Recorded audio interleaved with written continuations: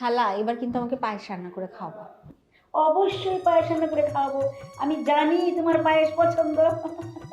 কি ব্যাপার, বঞ্জিকে পেয়ে তো দুলাভাইয়ের কথা ভুলে গেলে। দুলাভাই কি পছন্দ করে সেটা তো জানতে চাইবে না? না না দুলা ভাই, ভুলি নাই। মুগ ডাল দিয়ে খাসির মাথা তোমার পছন্দ, আমি ভুলি নাই। ঠিকই হয়ে যাবে। রিপো, এই তো রিপো চলে এসেছে। এসেছে দেখ। হ্যালো সোমন। ওয়ালাইকুম আসসালাম। আরে রিপন, কেমন আছো তুমি?